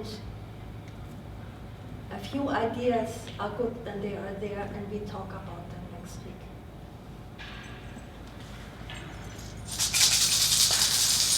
I know it's late because I have to close. Does anybody have anything that they want to share?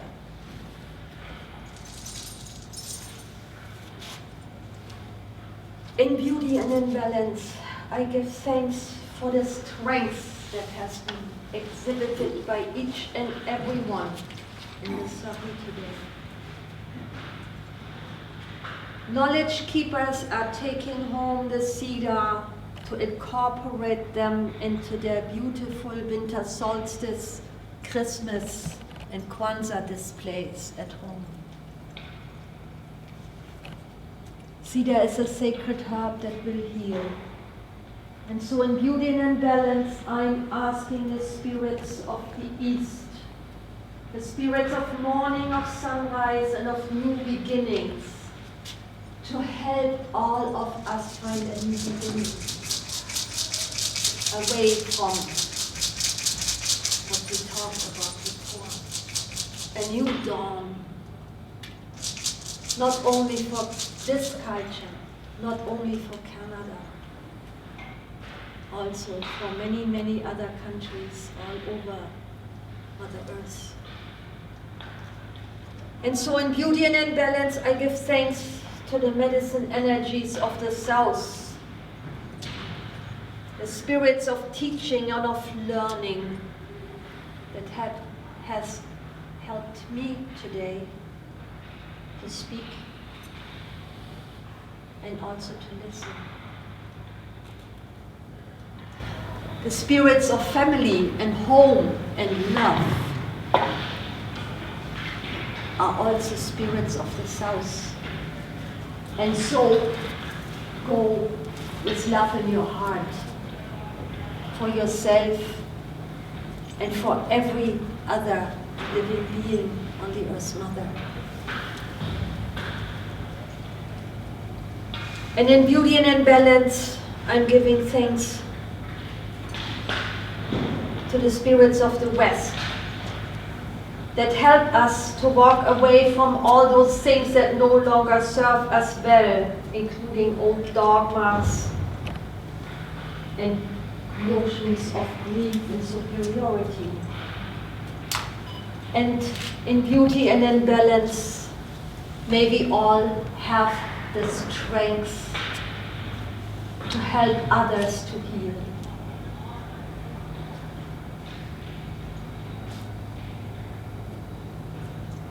The waters of healing are the waters of the West. May they wash away pain, heartache, illness, sadness, and grief, so that our souls can rise and be in beauty and and in union and balance, I give thanks to the spirits of the North. I thank and greet the ancestors, mine and yours. Spirits of trance, of dreams, please guide all nations upon Mother Earth into the future of the East.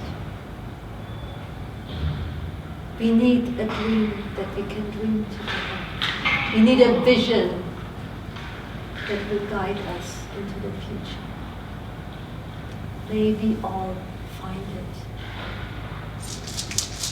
And in beauty and in balance, I give thanks to the Earth Mother who has provided us yet again beneath this here concrete with a safe place to gather. And in beauty and in balance, I give thanks to Father Sky who has held off this rain and sleet and ice so that we can get home safe. And in beauty and in balance, I give thanks to Great Mystery.